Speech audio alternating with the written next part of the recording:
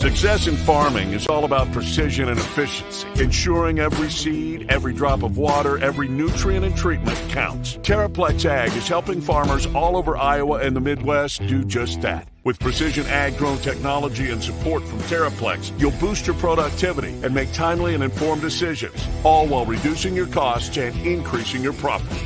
It's time to revolutionize your farming. Harvest the benefits with Terraplex Ag. Visit TerraplexAg.com. Hello, beautiful human beings across the Midwest, across America for our Hawkeye fans who listen all over the world. It is another episode of Making Memz coming to you from the Channel Seed Studios. We can take the Channel Seed Studios anywhere on the road across the country. And I'm Adam Pedersen, as always, with Jordan Bohannon. I love when you wear those glasses, Jabo. Those are nice glasses. Do I look smarter when I do them? You look smarter, and it gives me kind of like a Where's Waldo vibe, which I love. Only so many people can pull off just some nice, stylish glasses. I'm not one of them. I think it's because of my double chin. I would look better without the double chin if I had glasses, but you can pull them off well. You look good, pal. I've had these for a while. As maybe they're not in style anymore. I don't know. I think they are. This morning. For some reason, I can't put my contacts in the morning for like a good 30 minutes now. I guess I'm just getting to a point in life where it doesn't work. Well, it's not a bad thing because you look very charming with those glasses on. Thank you. I will be doing LASIK soon, though. For real? I don't have a schedule, but it is on my list of what I'm going to do in the next year. So your eyesight is that serious, huh? Well, it's not like my contacts are. I guess my glasses too is 275 in each eye, negative 275. So it's not bad. It's not good either. Yeah. Man, if you would have got LASIK before college, you would have shot 70% from 3. The thing is, I was thinking about even college, but I put it because you have to have it's like a year straight. Your eyes have to stay the same, and mine are still changing in college. Oh, interesting. I didn't know that. Yeah. So I was over the weekend. I was with a buddy who came back into town for another one of our friends' weddings, and he's also one of my friends who he could just pull off that fashionable glasses look, and he actually needs glasses, but he's so good at he's one of the rare people that can pull off the super trendy fashion stuff that I sometimes don't think I could pull off. Some people just have it and some don't, and I don't have it. I am a fashionable man, but I can't pull off top tier fashion stuff. I don't feel like. I feel like you could. You're just so ingrained in your mind of doing something one way, like dressing in one way. True. I was kind of the same way before I wore glasses. I was like, I look like a dumbass. Design. Well, I feel like I am getting to the point where I might have to start wearing cheaters. I've had great, perfect vision my whole life, and I don't need glasses whatsoever. But in the mornings at church, when I'm sitting down and I'm writing notes in my bulletin about the sermon notes and stuff, I don't know if it's really early and I haven't had a ton of sleep, so that's causing it. But it gets a little blurry when I'm writing. So sometimes I have to close one eye, or I got to open my eyes big and like step away, and then I can see it better. But I don't have that problem like any other time after that. So I don't know if it's a morning thing or not, but I am potentially getting to the point where down the road I could need cheaters at least to do some close-up stuff, which would be sad. Okay, what are cheaters? Should I know this? Oh, they're like just the glasses, just random glasses that you can buy for like $5 at Walmart that help you see a little bit better, but actually aren't like prescription. Oh. Just help you see a little bit better from close range, so they just call them cheaters. A lot of people buy them just like for reading and stuff like that without actually getting a prescription because their vision's not bad enough where they need a prescription. It just helps them read a little bit better. You look like a cheaters guy. Yeah. I'm an honest fella, but cheaters on my face I might need. How do they not have prescription if they help you see better? I'm confused. I don't know. I don't want to misinform anyone. I just know that I've put on a pair before and it's made things all googly moogly. And it's like magnified it to the point where it like almost gives me a headache. I had to take them off, but they weren't actually prescription. So I don't know. It must just bring things into focus better. We have a listener right now who's probably screaming at their phone or earbuds how they're listening because they know the answer, and we're probably grossly misinforming people. I will say this: the first time you put glasses on or contacts after you haven't been able to see, it's unbelievable. I remember seeing the individual leaves on trees, and I was like, "Oh my gosh!" Change your whole life. They did. And the girl that said, she's like, I'm gonna tell you, look at the tree the first time you put your contacts on, and you're gonna be, wow. And I did it. I said, wow. It was pretty cool. Okay. I'm happy for you. I can't wait for you to get LASIK. You need to wear sunglasses like Stevie Wonder on the pod after you do. Supposedly it's not like that long of a treatment anymore. It's like you put eye drops in for like a week and then you can't see the first day, but that's it. Bada bing, bada boom. Yeah. All right. Well, you and I both did the same thing yesterday. We golfed. I played golf for the first time in a month and a half yesterday. I was getting incredibly sad that I hadn't swung a golf club, but I played in a golf tournament the Saturday before Memorial Day, which I think was like the 24th or something of May. And I had not played since then until yesterday. And it felt glorious, buddy. First of all, got to wear my new Puma, sponsor us, golf shoes for the first time. So comfortable. I was a little nervous because they're spikeless and I'm a big boy. There's a lot of torque in this swing. And I was afraid of slipping, but they were great. Worked wonderfully. Loved them. So comfortable. Oh, my gosh. I love my shoes. And I actually played pretty darn well, pal. I mean, for my standards, I played pretty well. Ball went straight. Short game wasn't terrible. Shot, I don't know, like a 41, 42 and a par 35. So for my average Joe booty, that was very good. Just felt wonderful. And I saw that you golfed yesterday and you're like Corn Ferry level. So you're much better than I am. Well, but you played well. I've been playing a lot of outings and tournaments. So yeah, where at? Well, I played a few in Northwest Iowa. I can't play in the city and this year in Cedar Rapids. I'm really, really sad, but that's next week, and my buddy gets married. So, yeah. So you've been playing in Bogey or what? Yeah, pretty much Brooks for the most part. It's funny because I used to shoot so high at Brooks just because I thought the course is kind of difficult, but I've been able to figure the course out finally. Yeah, look at you now. What'd you shoot yesterday? It was like a 4 or 5 under. I shot 5, so 67. I played white to blue, which is weird because everyone's gonna be like, "Oh my gosh, you shot 67? No way." Now I'm gonna say this because this is gonna sound really bad. I honestly should have shot probably 10, 11, 12 under, just by how I played. I missed so many birdie putts on the front nine. I shot 1 under in the front, 4 under in the back. Yeah, and people probably think you're embellishing, but I've played golf with you. You're very good. Thank you. You are for those people out there thinking, "Oh yeah, he's just pumping up his scores." No one's actually watched. I played golf with the man. He's better than you. For those of you talking trash, he's better than you at basketball and golf. So just get used to the fact that some people are just better than us.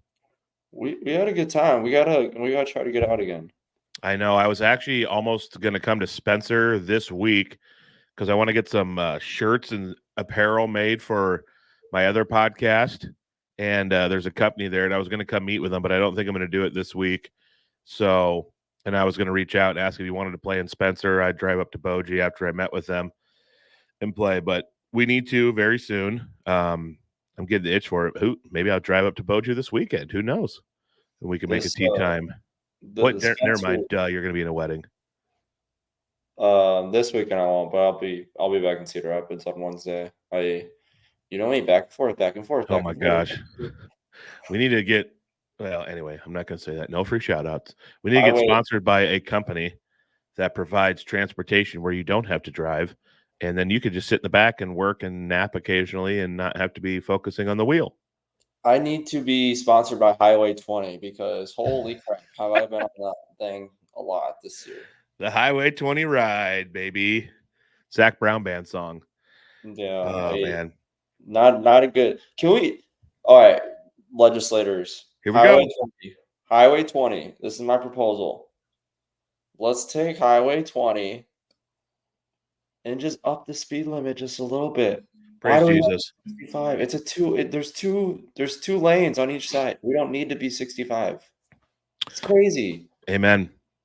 Iowa is we are so behind on speed limits when it comes to just nationally. Every time I travel, every other state has higher speed limits except us. 2-lane highways need to go from 55 to 60. Everyone drives 65 to 70 as it is. Let's go 55 to 60 as the speed limit. And yeah, Highway 20, 65 to 70. Heck, maybe even 75. Like, let's just treat it like an actual interstate. It is. It's I always go 74 on Highway 20 and pray that I don't see a cop hiding underneath one of those overpasses and he's going to get me. That's why you won't get pulled over 74. I've always put that baby on cruise control at 74. 9 and below, you're good. There it is. Oh man. Speaking of golf, I'm not going to give them a free shout out, but I most definitely have a plan in my head for us to be sponsored by them someday. I have discovered a new polo brand, and I'm never going back ever again. I don't think I'll ever buy a polo ever again from any other company except this company, unless I need like a Hawkeye polo because they don't make Hawkeye polos. But brother, they have changed my life. When I put these polos on, I'm instantly filled with joy. Completely changes my day, just brings me happiness. I'm already a happy person. These polos make me even happier. The perfect fit, the perfect polo for a big guy. I rocked one at my buddy's wedding last week, outdoor wedding, so you can dress a little more casually. Wore one golfing yesterday, best I've golfed in 2 years wearing this polo. They've changed my life, J-Bo. So comfortable. The designs are awesome, and I'm just a happy camper. What you want to give me a hint on the brand? The first name, their company name has 2 words. I'll just say the first. The first word is a day of the week. The day that we have church. And I'm not going to say any more. Oh. You're talking about the new brand. They're pretty new. They're fairly new, yes. Yeah. I know what you're talking about. Dude, I'm telling you, we will be sponsored by them someday. I want to meet him. They're so... Well, no, not that one. Oh. Those ones fit people like you, not me. You're thinking the new Tiger brand. Yeah, I was thinking. Dude, you want to hear something crazy? There's a kid from the same town. I don't know what's going on in the water there. The same town Cooper DeJean's from. A kid just graduated high school from there who's a stud golfer. And he is good. And his cousin is a good friend of mine. And he is playing in the USGA National Amateur right now. With Tiger Woods' son? Yeah, with Tiger's son. He's from little Old Iowa, and he's playing with Tiger's son right now and beating him. Tiger's son didn't shoot great yesterday, but this kid's a multiple-time Iowa State champ golfer. He's an absolute stud. He's actually going to an NAIA school by us because his cousin told me that they actually offered him the best scholarship package, but he had D1 offers and everything like that, and he's absolutely just tearing it up on the national circuit right now. How cool would that be? What's his name? His name is Axton Miller. Good so, yeah, he's going to golf at Northwestern College here in Orange City, which they're building a nice little small college powerhouse program there. They won the national title, I think, 2 of the last 3 years, and they have a really good program. But how cool is that? Go from a little old. He's probably like near Tiger throughout this tournament. If Tiger's there watching his son. So he's going to be a freshman on Northwest this August? Yep. Wow. Good for him. Yeah, and I think his plans is, I'm not 100% sure, but I think someone told me his plan is to try to actually make money playing golf for as long as he can after college. Good for him. So I wish I would have took golf up way earlier. Yeah, same. It's like the it sport now. It's really becoming one of the it sports among high school kids. And when I was in high school, that was not the case. it was a complete afterthought. It was like the rich man sport when I was like in high school. And now it's like you see tons of young kids out playing golf, at least where I'm at. I feel like the shift really happened in my first couple years in college, because when my high school, it was the same way. People didn't think twice about golf throughout my friend group. Yeah, I literally didn't even swing a golf club till like the summer after my junior year of college. Me and a buddy started playing at the links course in Alta, the par 3 course. So I was 21, first time swinging a club, worst golfer you've ever seen in your life. I mean, I was so bad. And now I'm like, hey, I can pretty much guaranteed to probably get at least a bogey every hole. Some holes I'll par. Heck, I might even throw a birdie out there once in a while. You just gotta, it's all about repetition, brother.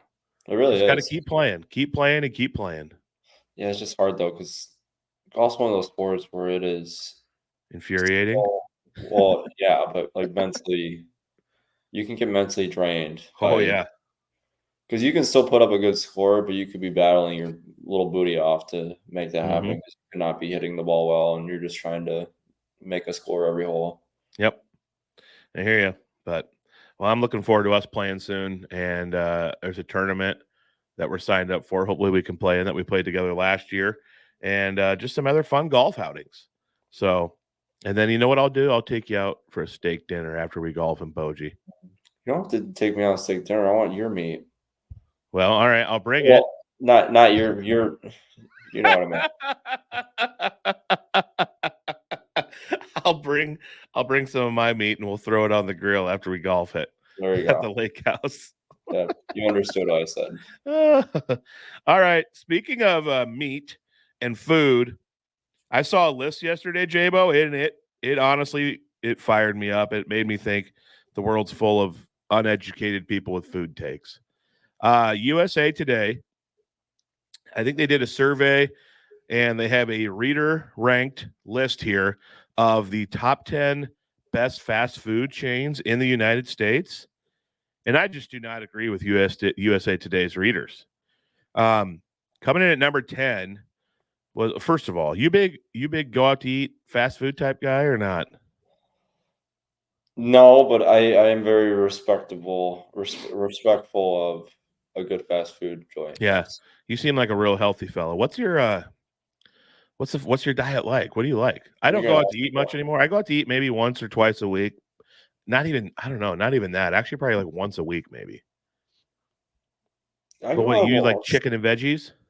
No, I've been kind of eating like crap recently. I'm not gonna lie.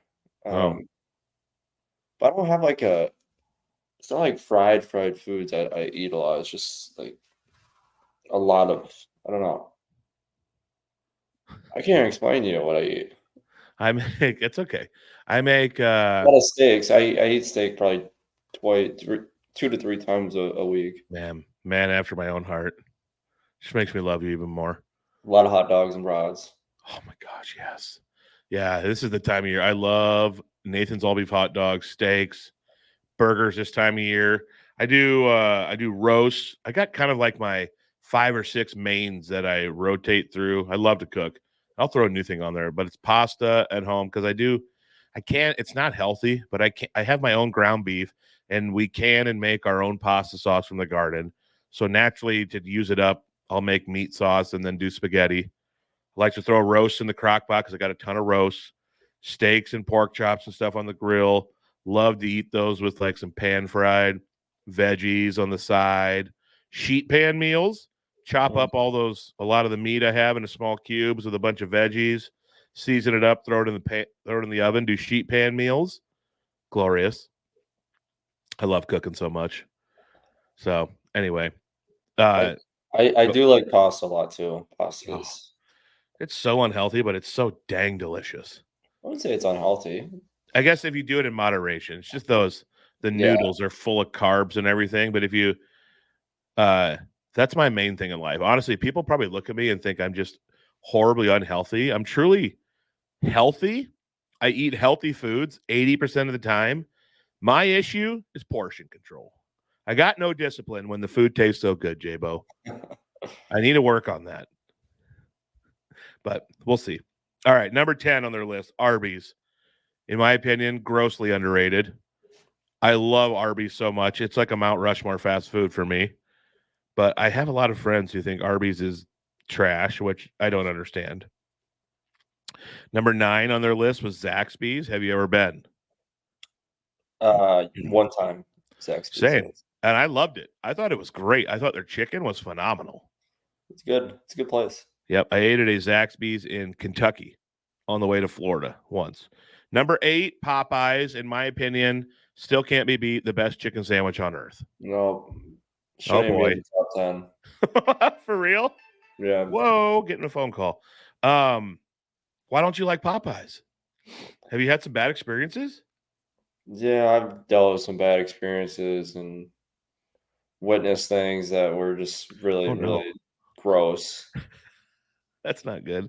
I also had the New Orleans Mardi Gras cheesecake there back in high school, my senior year, and I got really, really sick.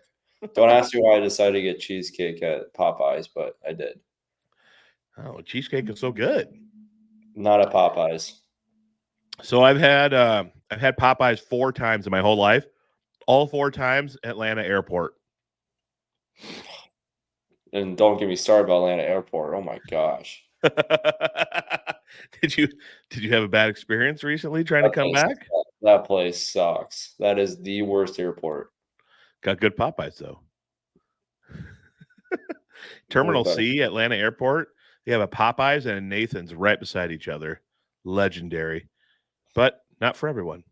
There's a Popeyes right next to TSA. I was literally just walked right by it last week or 2 weeks ago. Look at that. Look at us walking the same halls. Number 7, Taco Bell. So far, like, this list hasn't been terrible, but it gets worse. Number 6, Captain D's. I've never even heard of this place. I don't know what that is. It's a fast food seafood place. Captain D's. Never even heard of it. I don't know. They got fried okra, fried corn, blackened tilapia, shrimp, blah, blah, blah. Never heard of it. Number 5, this was absolutely egregious. Number 5, Hardee's. I like Hardee's, but it's not even top 10 in my opinion. It's not even top 50. No, I couldn't believe it. It's just, I couldn't believe it. So stupid. Number 4, In-N-Out Burger. Hard to argue. In-N-Out's so good. Respectable. Gosh, I love In-N-Out. Number 3, Chick-fil-A. Not deserving of being that low. It's higher. That is criminal. That's at 3. Yeah, it was number 1, I think, for 2 years in a row, and it dropped down to number 3 now. It should be number 1 forever, in my opinion. Number 2, KFC. What a horrible list. KFC, what? And then number 1, this one threw me for a loop. I want to know if you've eaten here. Del Taco. Yeah. So I had the same. What's that? My dad loves Del Taco. Does he? Yes. All right. So I had the same trip that I had Zaxby's.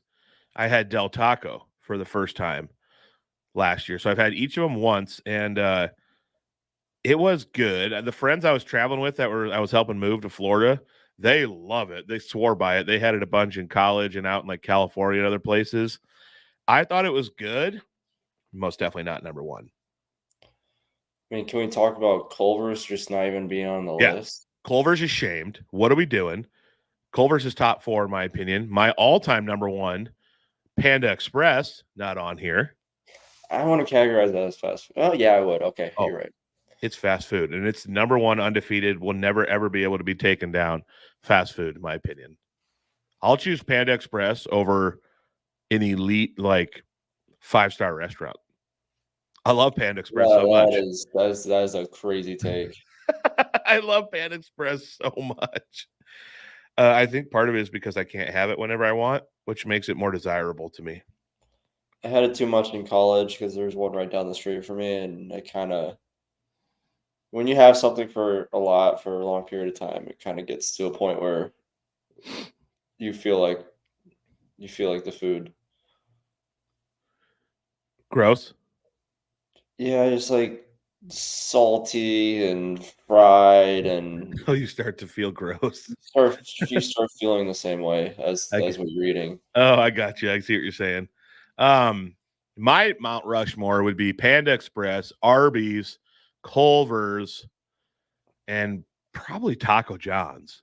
I thought Taco John's got the shaft not being on here. What was that list? Taco John's is better than Taco Bell. Okay, that was a horrible list. You don't like that top 4? No, that was horrible. I'm also a big Steak and Shake fan. What's your top 4? I do Chick-fil-A, Culver's. I'm an idiot not putting Chick-fil-A on mine. That's a mistake. Yeah, you just almost protested basically that they were too low.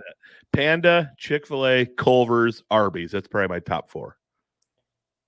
I'm gonna do Chick-fil-A, Culver's, Five Guys. I don't even know if I can get past 3 because that's all that matters. That's fair. Also not on here, Wendy's. But I'm not a big – I think Wendy's gets overhyped. The place. I've never had Five Guys. It's the last fast food burger joint I haven't had, and I have a standing all-time fast food burger ranking, and I feel like I can't publish it yet because I've never had Five Guys. And I've had the opportunity to go to Five Guys probably 50 times in my life because I go to Sioux Falls, Des Moines, and stuff a lot. I just always choose other places that I know are better. But I have to get it. I have to get it so I can officially release my burger rankings. Maybe live on Making Memz someday. Five Guys is very good, very expensive though. Okay. Nothing wrong with that. You got to pay for good. Yeah, that's true. But you need to let Gordon know Del Taco came in at number 1 among USA Today readers. Well, it's funny. When he came out to California, I was out there with Carly, and my mom and him came out there for a few days to hang out with us. And he drove to Redlands for a meeting one day, and he came back, and guess where he stopped? Del Taco. And my mom was making fun of him. He's like, you don't understand. Like, I grew up on Del Taco because he was born in California. So he just loves Del Taco. He'll swear by it. So there's definitely like a passion within the Californians of Del Taco. Yeah, and my friend who swore that when he found out there was going to be one near our path and we had to stop there, the one I was helping move to Florida, grew up in California. Oh, okay, yeah. So, and he swore Del Taco is just the greatest. We got to do it. Yeah, they like their Del Taco there. All right, well, shout out to them. All right, let's do an Ag Minute quick and then talk some Hawkeye sports. I don't have anything super exciting this week, but I just must say, one of the perks of being a farmer and being self-employed and working outside is I just love working shirtless as much as possible, which isn't a great sight for anyone who might stop at the farm because I don't have a six-pack. Oh. But let me tell you what, for a big guy, I'm about as fit and beautiful as you're going to find. I love working shirtless. It's amazing to be able to go to my job and take my shirt off for multiple hours a day. I just love it. And I have a good tan going on the upper body. I work in shorts this time of year, except for if I have to work cattle. So the legs are just looking nice and beautifully sun-kissed. It's just a beautiful benefit of being self-employed as a farmer. I can't do that in my job. I mean, you could, but I'm not sure how long it would last. You might start having a bunch of 50-year-old women sign up.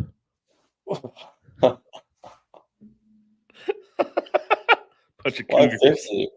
Bunch of cougars looking for a cub. Why 50? Just because, I don't know, the cougars might be into you, J-Bo. You think so? I think so. I think cougs like to go after former athletes. Wow, they're jersey chasers now. Mm-hmm. Anyway, that's my thought. I think yeah.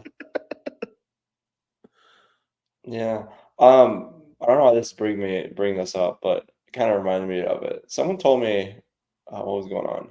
They said 6 weeks until the first frost. What happened? Oh, when you hear cicadas, is that true? Boy, I don't know. The first time you hear cicadas, it's 6 weeks to the first frost. Supposedly. Did you hear some recently? Because that's not good. Yeah. Boy, if we get a frost in September, that ain't great. That ain't great one bit. But we'll see, I guess. When did you hear it? We need to document this. Today is Tuesday. Happened on Sunday. So Sunday was the 19th? Sunday was the 21st.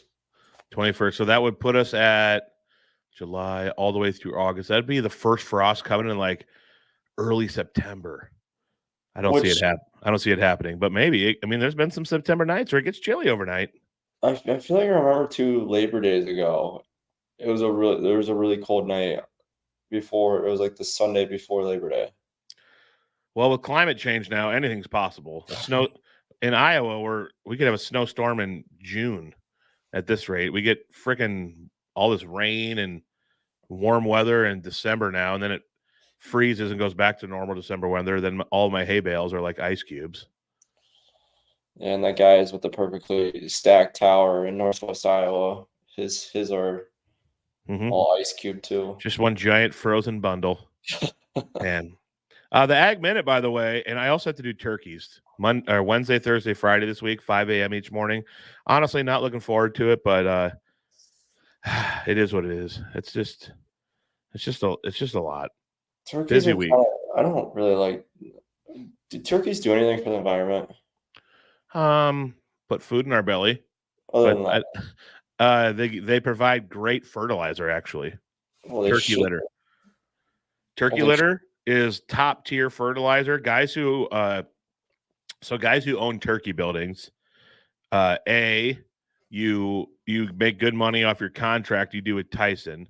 You have to fork up 20 acres of land to build these 5 buildings on, and then you have to have a big building where you store turkey litter and dead ones and stuff where you can make a compost pile.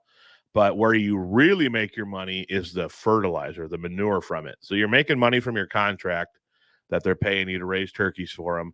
But then you get to keep all the fertilizer either for yourself, and if you have too much for yourself, which almost always happens, then you can sell it. And so you're not having to buy much fertilizer for yourself because you're getting to use a ton of your turkey litter, which has nitrogen and good amounts of P and K. You still have to get a few other things. But then you're making a bunch of money selling it to your neighbors or other people who need it. And so having turkeys is a big financial commitment up front, but it's a cash cow. Pays big time in the long run. They do provide a good fertilizer for the environment. I had no idea.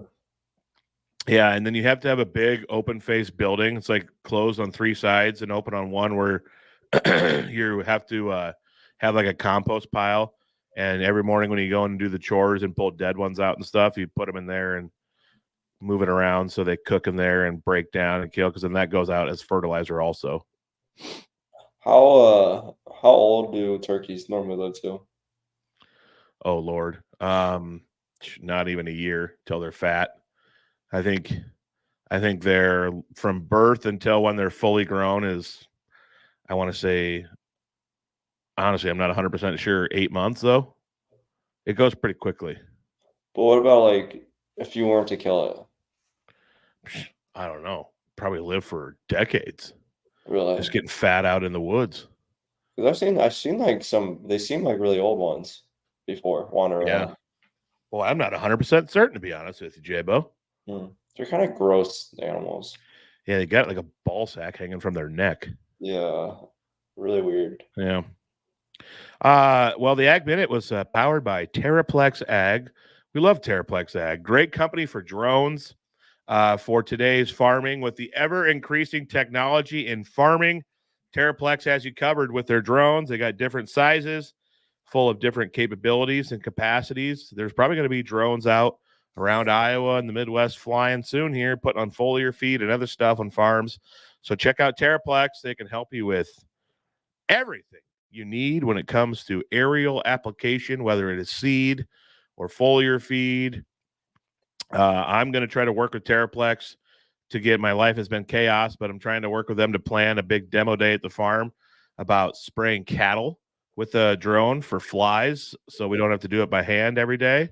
go out there when they're all lined up at the bunk eating and maybe spray them with cattle spray. So that's a potential thing down the road we could do with it. So a lot of stuff that drones can do to make your farming operation more efficient. So check out Terraplex Ag. They got you covered. I got you covered. Yes, you do. And I'll always have you covered with a hard screen as you come off my right shoulder and hit a deep 3. Boom! I haven't seen it yet, but I believe you. Yep. Quickly here, wanted to touch on some WNBA stuff, aka some Caitlin Clark stuff. Did you see that she helped the team WNBA beat the Olympic team? Did not watch the game, but I heard yes. That was hilarious. It's even more hilarious because the women's national coach, it's very obvious she does not like Caitlin Clark. Don't understand why. Jealousy, catty behavior, stupid. And then she talks trash and says that her decision to not have her on the Olympic team was good and everything. And then Caitlin goes out, only had 4 points, but had a ton of assists and just had the offense flowing and rolling to beat Team USA. And then afterwards, the coach doubled down, saying that not having her on the team was the right decision. But it was funny. She was getting killed on social media. The Indiana Fever are in the playoff hunt, and they keep playing like they have been. They're getting a lot better. Then they're going to be in the playoffs, which would be massive. That would do massive numbers for the WNBA to have her in the playoffs. This is one thing, and I need to remind myself of this, J-Bo, and you were always out there playing, so you obviously know, but it takes time, especially when you have a bunch of young people and everything. You have to be patient to let them get used to a new league and a new system, and if you have a bunch of new people playing together, and that was happening with the Fever, and now they're rolling, and you just have to – you can't expect, like, just instantly incredible, amazing from day one. That's – so few people do that, like LeBron and stuff like that, but it's looking good for the Fever. What's the record now? Boy, should have had that ready to go. No idea. But I know that they are currently the 4th seed in the East, I want to say. I mean, there's only 8 teams on either side. They're the 5th, or there's six teams on either side. They're the 4th or the 5th seed in the East right now. Wait, there's only 12 teams total? In the WNBA, yeah, there's only 12. Oh, I had no idea. Yeah. I didn't know that. I'm sure with how fast the league is growing, it's not all because of Caitlin, but let's be serious. All this growth isn't happening just randomly out of nowhere as she comes into the league. I imagine within the next 5 years, they'll expand for like 4 more teams would be my guess, because there's a lot of talent coming through college too that's going to be ready to get put on teams as they expand and open up. So, but just 12 teams right now is all. Has it always been 12? I think it was like recently. I think it was 8 when they first started, and then it expanded to 12 sometime in the last decade. So shout out to them. And also the new NBA media rights deal happened as the NBA, who controls the negotiations for the WNBA as well, negotiated their new deal, $2.2 billion over 11 years. It's going to be $200 million annually, and it's going to take the lowest paid WNBA salary from around $57,000 to up to like $200,000 now. Holy shit! Wow. Yeah, and so it was $37,000 like 10 years ago was the minimum. So obviously they're seeing the eyeballs that are getting generated to this league because of Clark and Reese and all these new players. And honestly, it might have been a low number, because by the end of this contract, they're probably going to be even higher valued as the WNBA continues to grow. But they're actually getting paid like pretty big time now, $200,000 minimum. League minimum in NBA is like 500, so it's really not that far off. Yeah. So a lot of people thought, like Cheryl Miller came out and she spoke out against it, saying that it was way too low of an offer.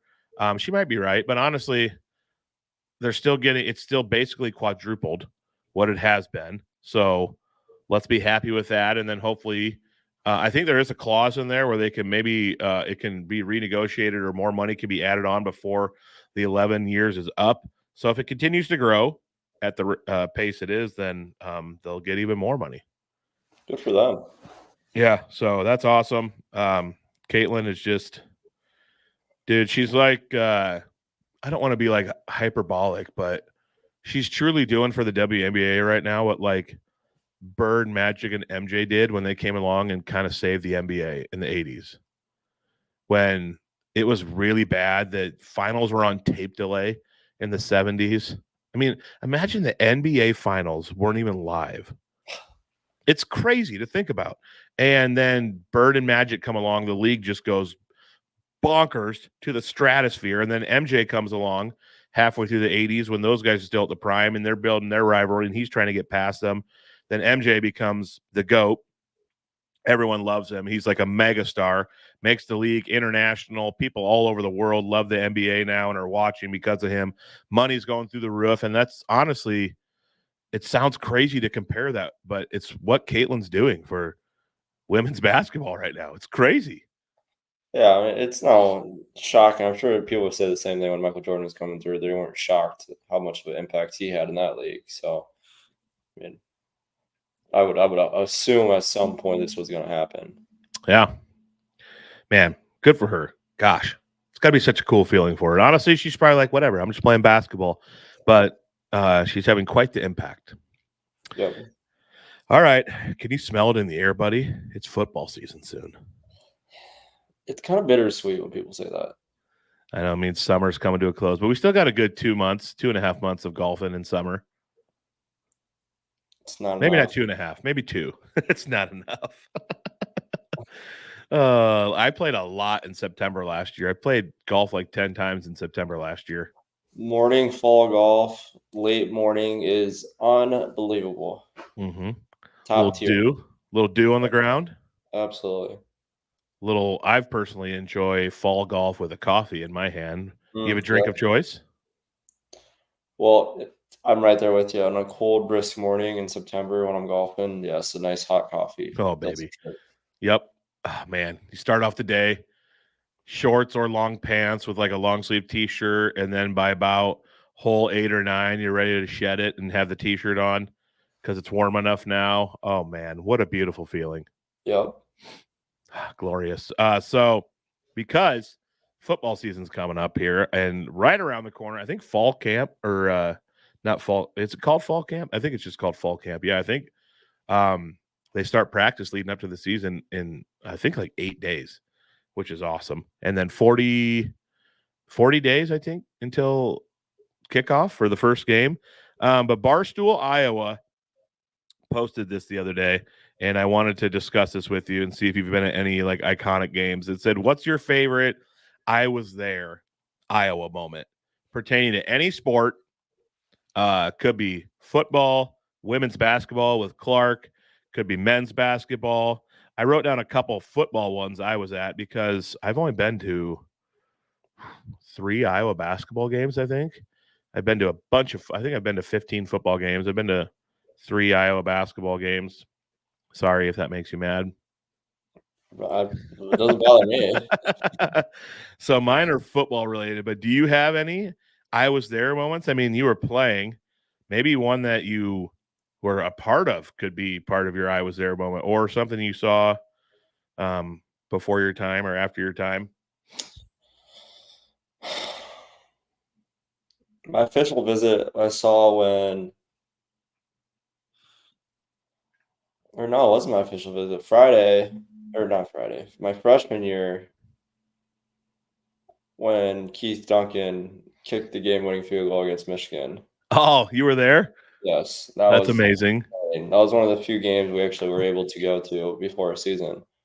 That's awesome. And yeah, it was crazy. And I was just a little baby freshman, having played a basketball game yet. So it was like the coolest thing ever because Keith Duncan was on my floor in the dorm room. So it was really cool. And you're in the student section? No, I sat with a buddy of mine and our friends and their seats that they have. Whenever I went to games, which was very few, just because we weren't able to, I'd never sat in the student section just because it was kind of chaotic up there in that area. So, yeah, complete chaos. Yeah, I was going to ask you that. I'm glad you said that because I forgot I wanted to ask you this. Because when I saw this, I was like, well, I wonder if J-Bo has really even gone to many games, because I didn't know because obviously once basketball starts up, your weekends are pretty busy and there's a lot of overlap, but I didn't know if you went to a lot as like a team and sat together in the student section and ripped and roared for the football team, or if you were always busy on the weekends. I think total of 4 games I went to in my college career for football, just because we always had, when the weekends occurs in the fall, that's when we have like our big recruits come in for the weekend. Mm-hmm. So we either are always having practice at halftime, or we're having practice right before the start of the game. So it's always hard to ever go to the game. Oh, that makes sense why a lot of times you see these big basketball recruits at football games with Fran on the sideline, taking in that environment, but then they're going over and seeing you guys also practice and stuff. Yeah, so that's normally how it works, where we have about halftime start for practice, and like the beginning of the game, they'll take the recruits on the field and the host will be with them, and they'll be walking around the football field and seeing everything to start the game, and then right before halftime they'll head over to Carver. Huh. Well, the more you know. Yeah. All right. So I was I think you were, I don't know, 6 months old when this happened. November 22nd, 1997. When was your birthday? You were born in 97, right? June 19th, 1997. Oh my. So you were like 5 months old when this happened. I was 10 years old, and it was the Minnesota at Iowa game on November 22nd, 97. Last game of the season. For many, many years, for those of you that don't remember, Iowa, Minnesota always capped off the season before all this expansion and stuff started happening, and it switched to Iowa, Nebraska. But we went as a family after harvest. I remember the 4 of us freezing our butts off in the end zone bleachers. So cold that day. But it was the day that Tim Dwight housed a punt, 44-yard punt. I'll never forget it. His back was to us, so I got to watch the whole thing just play out in front of us. He housed a punt for 44 yards to break the Big Ten all-time record for punt returns in a career. And it was so fun to see the holes open up, how he just broke guys' ankles all from behind, and witnesses he went and returned the punt, and the stadium just went completely berserk. There was a buzz that game because everyone was hoping Tim would get a chance to return some punts, and they kept punting away from him. I'll never forget. They kept punting it out of bounds, and then for some reason, the last punt of the game that Minnesota did, they punted straight at him, and it gets like kind of silent. You can start to hear like people like get a little more excited, and he catches it and he housed it, and Kinnick Stadium went completely nuts. It was so much fun. And then we went on the field after the game. I don't remember why. I guess they just opened up the field or something. Anyway, we went on the field after the game, and Tim Dwight ran right by me on his way off the field, and I tried running after him, and obviously wasn't going to catch him. He was fast. But anyway, that was cool. I was like 10 years old. I was like, oh my gosh, it's Tim Dwight. Because Tim Dwight was is a legend still. Yeah, he still is. Hawk, yeah, he was, oh man, what a stud. So that was exciting. And I was also at the double blocked field goal game against UNI, 2009, sitting in the end zone where Iowa blocked both field goals. Yeah. And I went to UNI and cheered heartily for UNI, except for when they played Iowa in sports. I never once wavered. My number one commitment has always been the Hawks, and my college roommates hated me for it. And I came back to UNI the next day after that game, and I walked in our house talking about the Hawks and everything, and my roommates were still pissed off that Iowa blocked those field goals, and they got really mad at me, like legit mad. Didn't talk to me. I remember that game. That was crazy. So insane. Freaking Iowa blocks the field goal, and then for some reason they all gather around the first one but don't get on the ball. Yeah. And then UNI recovered it. They got to kick one again. Yeah. I bet KF, although happy with the win, I bet after that game in the locker room, he had some choice words for the special teams unit, not jumping on that first ball. 100%. So that was an exciting. I couldn't believe it. Just completely crazy. I was also pretty good friends with some of the linemen and players on UNI's team, and I saw them a couple weeks later, and I made sure not to bring it up because they were very upset about that. I thought you were saying you brought it up. Oh, no. I did not want 5 UNI linemen to corner me in a apartment room and get after me and potentially destroy me. That sounded really weird. Oh man, sometimes we should think before we speak. Maybe change those words next time you say them out loud. Oh man. All right. So that was those. I'd say those were mine. As far as I went to all the basketball games I went to was during the Aaron White years it was like Aaron White, Melson, Basabi. I think they were before. Yeah, I think those guys were before Woodbury and Gessel, or maybe they weren't. Maybe they were teammates. I don't remember, but they should have been there. Yeah, okay. It was 2012 to 2016 was. All right, I remember. Oh, that 1997 game I was at, the football game. So my parents and we went to Carver before the game because, like you said, there was a practice and stuff going on that day. And I remember we went to Carver and we walked down and sat front row for a lot of the practice. This was Tom Davis's 97. This might have been the first year after Tom Davis.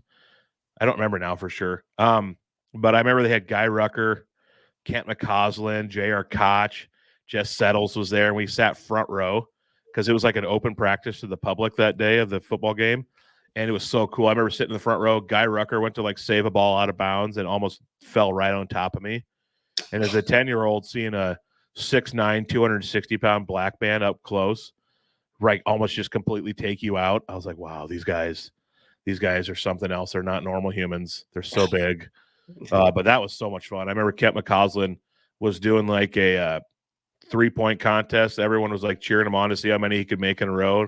Everyone's counting off like 6, 7. I think he made like 18 straight threes or something before he missed one.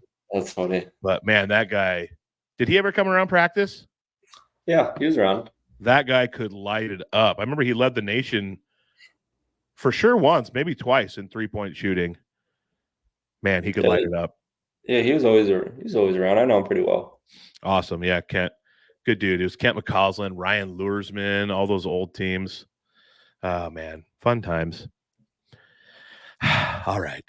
By the way, did your dad play? What year did your dad graduate? 81 Rose Bowl was his last year, so he graduated 82. So he played with Andre Tippett. Yes. All right, because I remember I was reading a list here that I'm going to get to quickly at the end. Andre Tippett is like kind of unanimously on most people's all-time Hawkeye, either like Mount Rushmore, people that have been around for like the old days and the new days. He's usually up there in like the top 4 range as a stud for the Hawks, and he had a great NFL career. So that's awesome because I think Tippett started his NFL career in 82, if I remember right. Yeah, I know my dad's talked about Andre quite a bit and how incredible that guy was. We should dedicate the show to just getting some of the old legends on here. Let's get Gordy Bohannon and then have Gordy open up the phone book to us. He doesn't really talk to – he has a couple teammates he talks to, but he just had – it was just so long ago. Like, it's at the point where a lot of guys are getting to the point where they're so old now. Old, they're grandpas. They just have so much more life going on. Right. Yeah, that makes sense. All right. Hawkeye football. Right around the corner, like we mentioned. I've seen a lot of I have some cautions for fans to just take a deep breath. I've seen so much talk of people just saying, as long as our offense is great, defense and special teams are going to be elite, going to be amazing. I just want to caution Iowa fans to not take for granted that our defense and special teams will always be like unreal, unicorn elite like they've been the last few years. Obviously, Phil and LeVar, they have a standard that they have set, and they're good at getting guys to buy in and kind of leave the ego at the door. But people forget, like, there's only one Cooper DeJean. Cooper was a complete freak of nature. He's going to go have a great NFL career. He was a guy that was day one ready when he came in to start. Didn't even play the position he came in to play and still went and was a multiple-time All-American and a stud. There's only one to Gene, and he was our gunner on punts, down and punts at like the 2-yard line, 1-yard line all the time. And his ability to just snag those and have the hands to catch it off the bounce from a punt from Torrey Taylor. And he was also our returner. I mean, we're not going to have a returner like he was, a gunner like he was, a DB like he was. So I know our defense will be really good, but I feel like people are just assuming it's always going to be like that, and we might not be as good this year on defense as we've been in the past.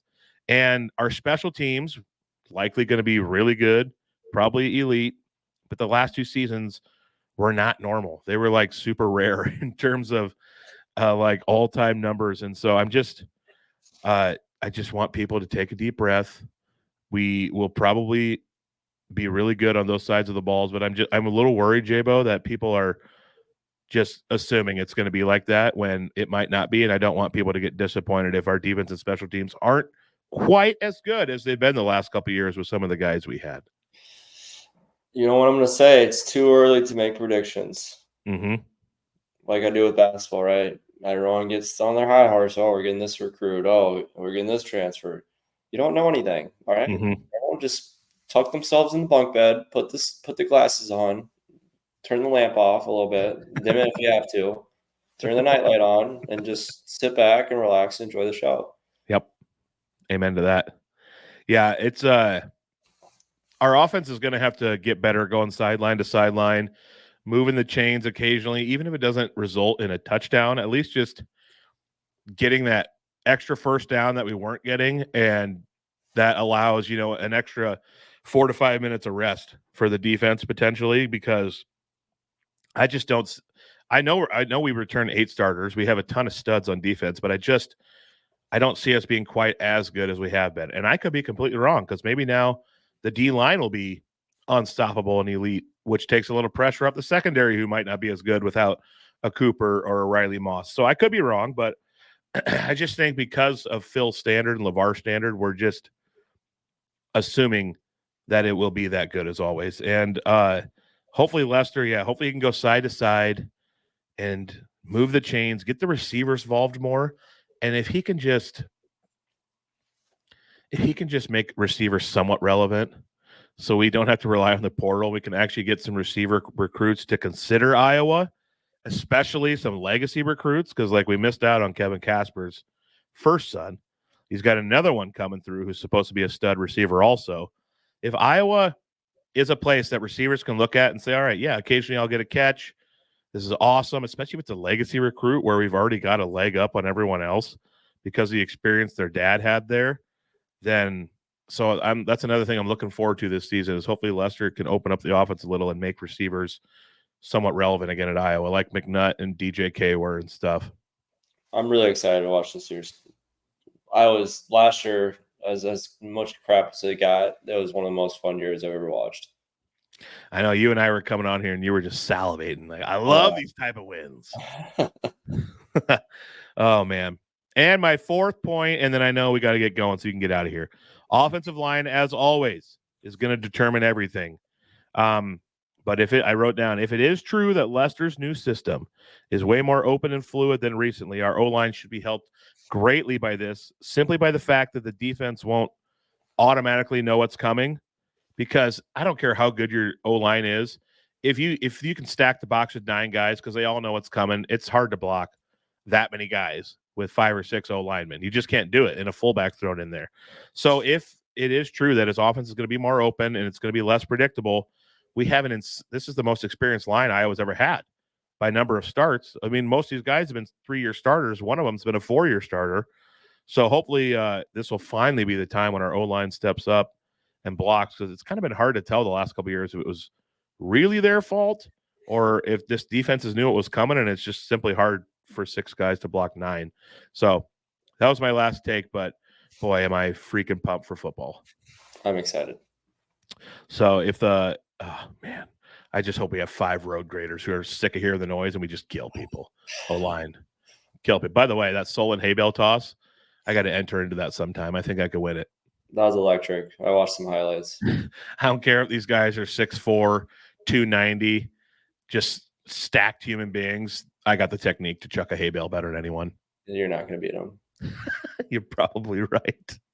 All right. I had a top 5 all-time hawk ranking that I wanted to do in my lifetime, but we need to go. So we'll save that for next time. How's that sound? Let's do it. All right. Boy, this has been fun. Thank you to Channel Seed Studios. Channel Seed for sponsoring our studio. To Terraplex Ag, and as always, the Iowa Event Center. Check them out. Fun concerts, comedy shows. I don't know. The circus probably comes to town sometime in the year. I'm just assuming you can go see that. Who knows? All sorts of family fun entertainment. Check them out. Until next time, we're just going to keep making Memz, and J-Bo is going to keep going out and working his way towards the Corn Ferry Tour. All right, easy. All right. Love you guys. We'll see you next time.